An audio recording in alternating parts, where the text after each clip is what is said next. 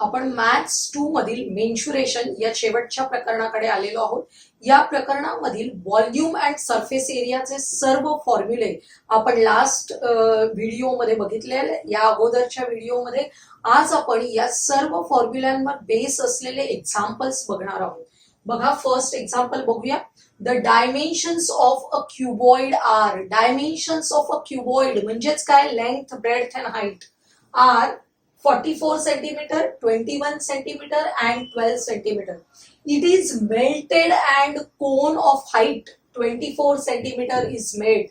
बघा, क्युबॉइड आकार होता तो मेल्ट करून त्याच्यापासून आपण काय तयार केलेला आहे? कोन तयार केलेला आहे. कोणत्या दोन 3 डायमेन्शनल फिगर आहेत ते लक्षात घ्या.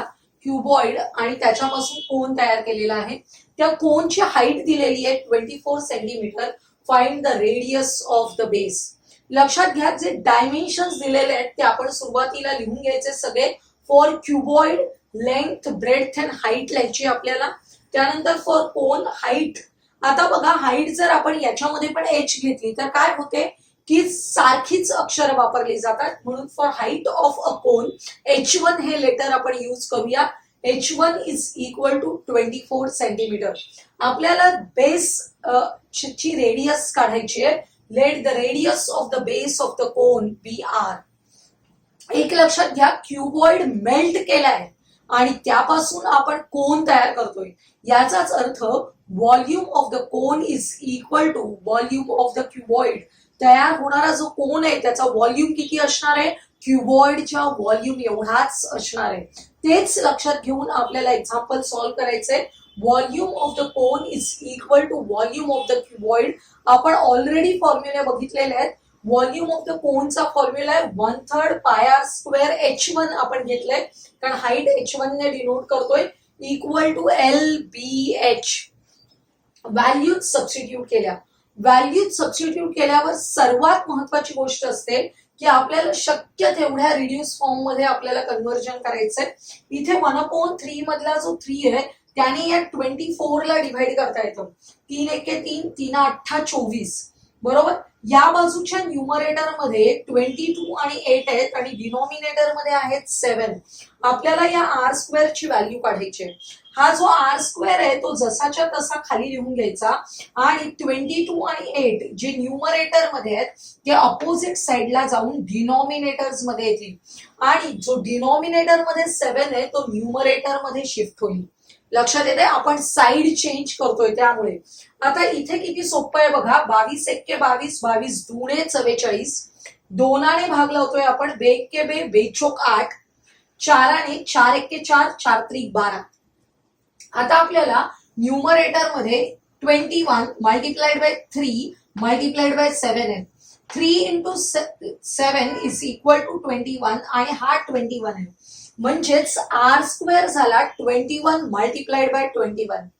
Taking square root of both the sides R is equal to 21. म्हणजेच काय कळलं आपल्याला? The radius of the base of the cone is 21 centimetre. या टाईपचे बरेच एक्झाम्पल्स आपल्याला पेपरला असतात किंवा पुस्तकामध्ये पण आहेत. हे क्युबॉइड आणि कोन आहे, याच्या ऐवजी सिलेंडर आणि वेगळा कोणता तरी स्पियर आकार असेल. एखादा सिलेंडर आहे तो मेल्ट केला स्पियर मध्ये. अशा प्रकारे वेगवेगळे एक्झाम्पल्स या टाईपचे फॉर्म होऊ शकतात. सेकंड एक्झाम्पल बघूया. Observe the measures of the pots in figures A and B. How many jugs of water can be cylindrical pot hold. आपल्याला फिगर्स मध्ये बघा एक कोनिकल जग दाखवलेला आहे आणि हा सिलेंड्रिकल पॉट आहे. आपण या कोनिकल जगने जर या सिलेंड्रिकल पॉट मध्ये पाणी ओतायला सुरुवात केली तर या सिलेंड्रिकल पॉट मध्ये किती जग पाणी मावू शकेल असं आपल्याला विचारलेलं आहे. How many jugs of water can be cylindrical pot hold. Hold म्हणजेच या सिलेंड्रिकल पॉटची कपॅसिटी किती आहे. लक्षात आलंय, किती पाणी त्यात मावू शकेल ते आपल्याला काढायचंय. बरोबर. हा जो कोनिकल जग आहे त्याची रेडियस दिलेली आहे 3.5 and height of the conical जग इज इक्वल टू 10 सेंटीमीटर. आणि सिलेंड्रिकल पॉट असं आहे की ज्याची हाईट आहे 10 आणि रेडियस आहे 7. आपण या दिलेल्या डायमेन्शन्स लिहून घेऊया. For conical jug radius r is equal to 3.5, height h is equal to 10 centimetre. For cylindrical pot साठी परत r आणि h ही अक्षरं न घेता आपण R1 आणि H1 घेणार आहोत. नाहीतर फॉर्म्युल्यामध्ये सेम अक्षरं घेतली तर ती कॅन्सल होऊन जातील. त्यामुळे R1 for radius which is equal to 7, height is equal to H1 which is equal to 10 centimetre. आता बघा आपल्याला मोठा कोण आहे याच्यामध्ये, सिलेंड्रिकल पॉट मोठा आहे, कारण याच्या बेस सुद्धा जास्त आहे आणि हाईट मात्र सेम असली तरी radius of the base is greater, हे लक्षात घ्या. त्यामुळे आपल्याला जेव्हा the number of jugs that cylindrical pot can hold काढायचे त्यावेळी काय करावं लागतं, volume of the cylindrical pot divided by volume of the conical जग. नेहमी लक्षात घ्यायचं, या टाईपचे एक्झाम्पल्स आपल्याला येतात. आईस्क्रीमचं पण एक्झाम्पल येतो की सिलेंड्रिकल पॉट मध्ये आईस्क्रीम भरलेला आहे आणि आपल्याला किती कोन त्यापासून तयार करता येतील आईस्क्रीमचे. अशा वेळी लक्षात ठेवायचं की पॉट मोठा आहे आणि सिलेंड्रिकल कोन लहान आहे. तेव्हा काय करायचंय, नंबर ऑफ कोन्स काढण्यासाठी volume of the cylindrical pot divided by volume of the conical जग. आणि सिलेंड्रिकल पॉटच्या व्हॉल्यूमचा फॉर्म्युला आहे पाय R1H1. आपण रेडियस आणि हाईट साठी जी लेटर्स घेतली तीच आपण लिहूया. आणि डिनॉमिनेटर मध्ये व्हॉल्यूम ऑफ द कोनिकल जग, कोनिकल म्हणजे कोनच्या व्हॉल्यूमचा फॉर्म्युला वापरायचा आहे 1/3 पाय R²H. आता याच्यामध्ये हा जो पाय आहे तो आपल्याला कॅन्सल करायचा आहे. R1² आणि H ची व्हॅल्यू टाकायची आहे. R1 is equal to 7. R1² directly न लिहिता 7 मल्टिप्लाइड बाय 7 लिहिलंय, मल्टिप्लाइड बाय H1 म्हणजे 10 आणि डिनॉमिनेटर मध्ये 1/3 इंटू R² म्हणजे 3.5 multiplied by 3.5 multiplied by H म्हणजेच किती आहे 10. असं आपण स्प्लिट करून लिहिलं की आपल्याला डिव्हिजन करायला सोपं जातं, तोंडी डिव्हाइड करता येतं. हा 10 कॅन्सल केला. तुम्हाला माहिती आहे 3.2 ची दुप्पट येते, 3.5 ची दुप्पट येते 7. त्यामुळे 3.5 1 3.5 आणि 7 ला डिव्हाइड केल्यावर किती येणार आहे 2. त्याचप्रमाणे इथे पण 3.5 ला केला 1 आणि 7 ला केले आपण 3.5 ने डिव्हाइड 2 लिहायचंय. त्यामुळे काय होणार आहे बघा, न्यूमरेटर मध्ये 2 इंटू 2 आहेत आणि डिनॉमिनेटर मध्ये 1/3 आहे. डिनॉमिनेटर आहे डिव्हायडेड बाय, तो आपण उलट करून मल्टिप्लाइड बाय करायचंय, म्हणजेच 2 इंटू 2 मल्टिप्लाइड बाय 1/3 चा रेसिप्रोकल 3/1. त्यामुळे 2 into 2 into 3 which is equal to 12. आपलं फायनल आन्सर लिहायचंय, the cylindrical pot can hold 12 jugs of water. लक्षात येते, तर 12 जग्स ऑफ वॉटर. अशा प्रकारे तुम्हाला अतिशय सोपं आहे, रिप्रेझेंटेशन महत्वाचं आहे. नेक्स्ट एक्झाम्पल बघूया आपण. बघा इथे एक फिगर दाखवलेली आहे तुम्हाला. खालचा जो आकार आहे तो कशाचा आहे, सिलेंडरचा. वरचा आहे तो कोन आहे. फिगर कडे बघितलं कीच कळतं आपल्याला की radius of the cylinder and radius of the cone are equal. याप्रमाणेच आपल्याला फिगर मध्ये दाखवलेलं आहे. वाचूया आपण काय दिलंय, a cylinder and a cone have equal bases. Equal bases याचाच अर्थ काय, रेडियाय आर इक्वल सेम.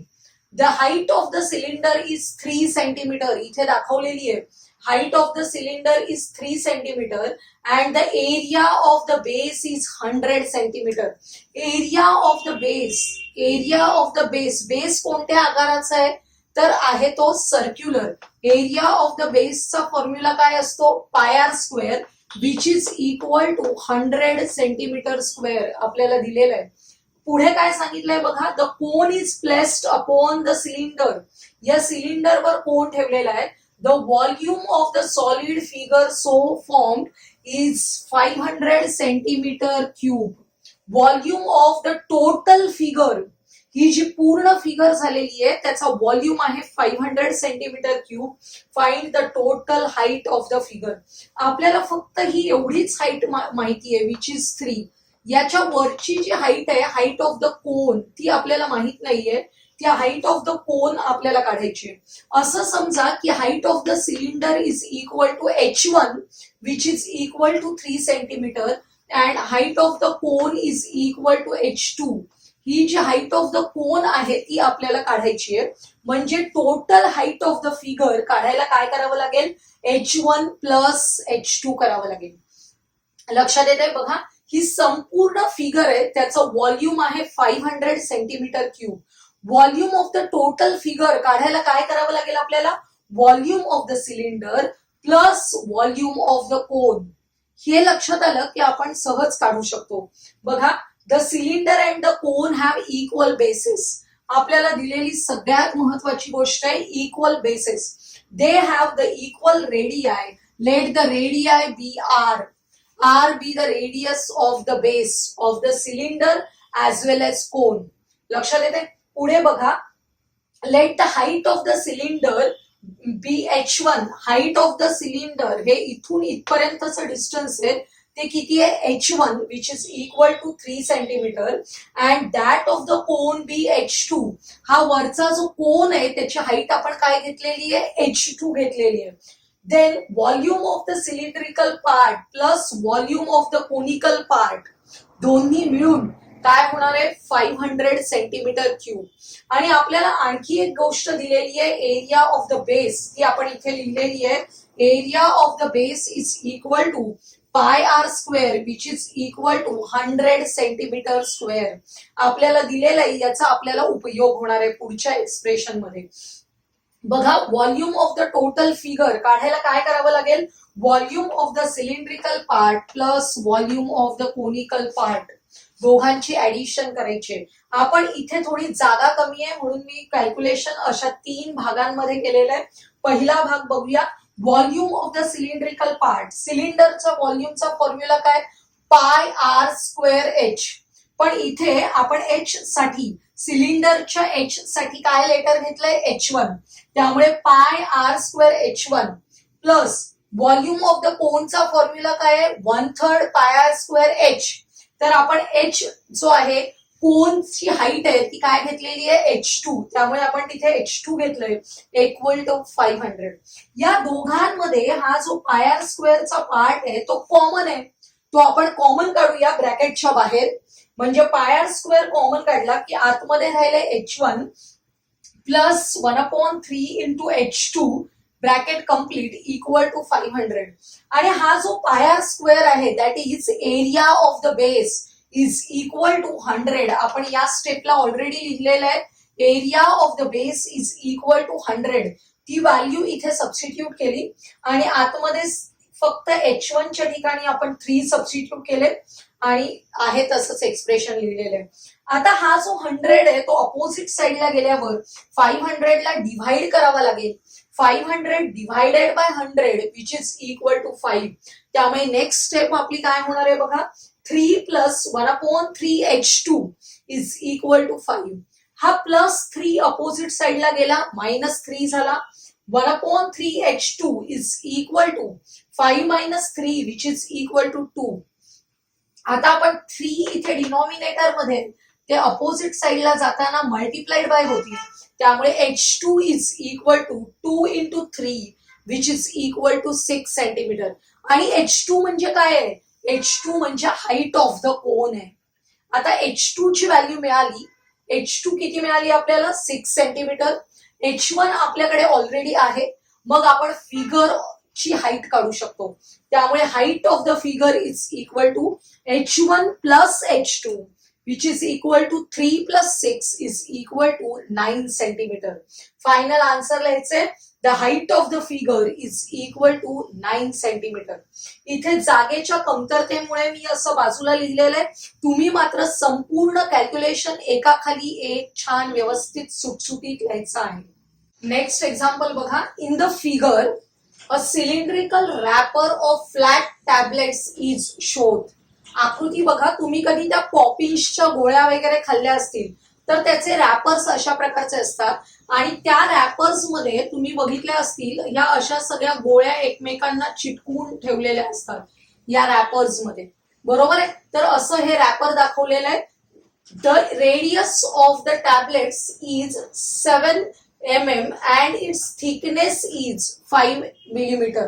बघा, रेडियस म्हणजे या टॅबलेटची रेडियस आपल्याला किती दिलेली आहे? 7 mm, बरोबर आहे. आणि थिकनेस म्हणजे हा एवढा, हा जो थिकनेस शब्द वापरलेला आहे तोच आपण फॉर्म्युल्यामध्ये हाईट म्हणून लक्षात घ्यायचा आहे. प्रत्येक गोळीची हाईट, ही गोळी अशी ठेवली, उभी ठेवली, अशा प्रकारे ठेवली की त्याची हाईट होते ती, आणि आपण अशी आडवी लक्षात घेतो तेव्हा आपण त्याला काय म्हणतो? थिकनेस. लक्षात येते? तर थिकनेस ऑफ द टॅबलेट दिलेला आहे आपल्याला 5 mm. How many such tablets are wrapped in the wrapper? या अशा प्रकारच्या रॅपर मध्ये किती टॅबलेट्स रॅप करता येणार आहेत ते आपल्याला काढायचे.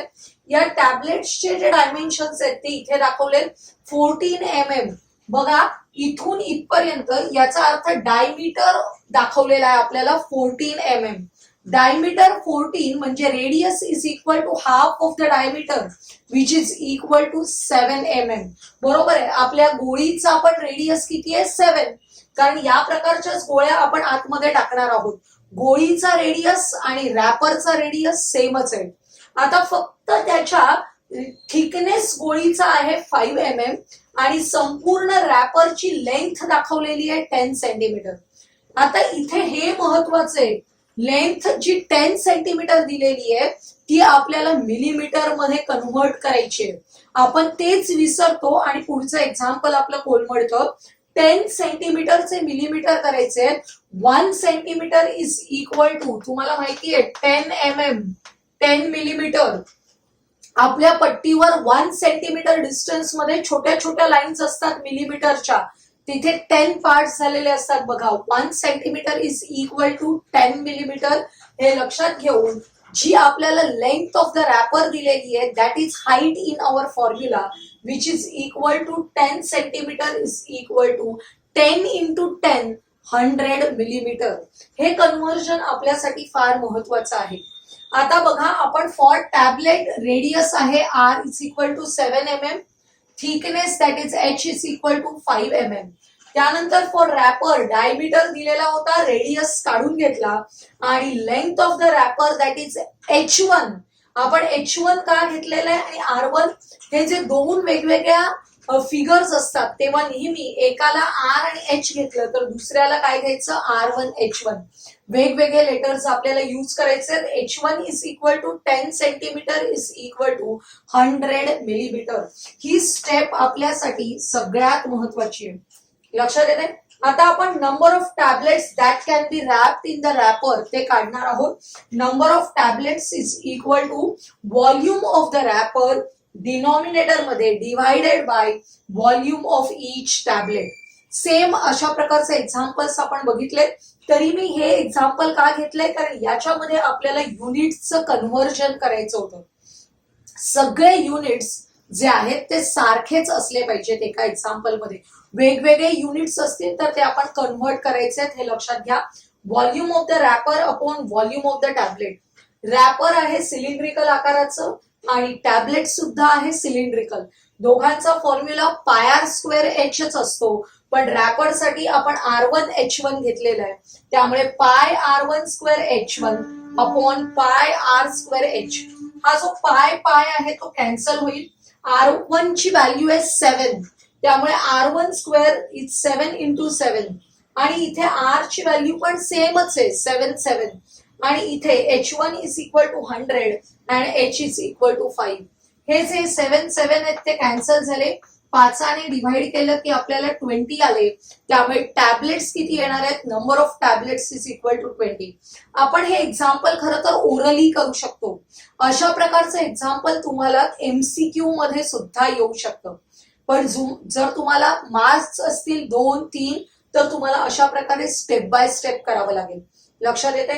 फायनली आन्सर लिहायचं. 20 tablets can be wrapped in the wrapper. Answer लिहिणं महत्वाचं आहे. वर्ड प्रॉब्लेम्स ना आन्सर लिहिण्यासाठी कधी कधी मॉडेल आन्सर्स मध्ये हाफ मार्क ठेवलेला असतो, त्यामुळे आन्सर्स आठवणीने लिहायची आहेत. लास्ट एक्झाम्पल बघा. आपल्याला एक फिगर दिलेली आहे. काय सांगितलेलं आहे? As shown in the figure a cylindrical glass contains water with a metallic sphere of diameter 2 centimeter. स्पियरचा डायमीटर दिलेला आहे 2 centimetre. Radius of the sphere किती येईल 1 सेंटीमीटर. बरोबर. Emerged in it find the volume of the water. या व्हॉल्यूमचं water काढायचंय. ह्या ग्लासमध्ये पाणी पूर्ण भरलेली नाहीये. जेवढं पाण्याच्या कॉलमची हाईट आहे ती आपल्याला दाखवली आहे 30 centimetre. And radius of the base of a glass आपल्याला काढायचंय. त्यांनी दिलाय diameter. Diameter is equal to 14 centimetre. त्याच्यावरून आपण रेडियस काढणार आहोत. बघा, for water column R is equal to diameter upon 2 that is 14 upon 2 is equal to 7 centimetre and height of the column H is equal to 30 centimetre. आपल्याला diameter radius and height माहिती असेल तर या water column मध्ये किती पाणी आहे ते आपण काढू शकतो. पण त्या पाण्यामध्ये थोडी जागा या स्पियरने पण व्यापलेली आहे. तो स्पियर आहे. आपण काय करायचं, अगोदर व्हॉल्यूम पूर्ण काढून घ्यायचं या एवढ्या भागाचं. या स्पियरचं व्हॉल्यूम काढायचं आणि या पहिल्या व्हॉल्यूम मधून volume of the sphere minus केला की आपल्याला actual volume of the water मिळणार आहे. लक्षात येते. हा संपूर्ण कॉलम ऑफ द हाईट आहे ती या स्पियर सहित आहे. लक्षात येते. अगोदर या संपूर्ण कॉलमचा आपण व्हॉल्यूम काढतोय. त्याच्यातून volume of the sphere minus केलं की आपल्याला काय मिळणार आहे, volume of the actual water. करूया आपण. बघा, volume of the water with metallic sphere emerged in it. Volume आपल्याला मिळतोय सुरुवातीला तो with metallic sphere emerged in it मिळतोय पाय आर स्क्वेअर एच. पाय आपण तसाच ठेवूया कारण तो दोन्ही फॉर्म्युल्यामध्ये आहे. पायला आपण तसंच ठेवूया. R square 7 into 7 into 30. 30 ही व्हॅल्यू आपल्याला ऑलरेडी दिलेली होती. हे संपूर्ण मल्टिप्लिकेशन 1470 झालं इंटू पाय सेंटीमीटर क्यूब. इथे बघा, volume of the metallic sphere. फक्त आता या स्पियरचं व्हॉल्यूम काढूया. काय फॉर्म्युला आहे व्हॉल्यूम ऑफ द स्पियरचा, 4/3 पाय आर क्यूब. आपल्याला स्पियरचा डायमीटर दिलेला त्याच्यावरून रेडियस काढायची आहे. Diameter 2 centimetre, therefore radius is equal to 1 centimetre. या आरच्या ठिकाणी 1 सबस्टिट्यूट करायचे. 4/3 into pi into 1 cube that is 4/3 पाय. 4/3 चं डेसिमल कन्व्हर्जन येईल 1.33 आणि पाय सेंटीमीटर क्यूब. असं आपलं व्हॉल्यूम ऑफ द स्पियर मिळालं.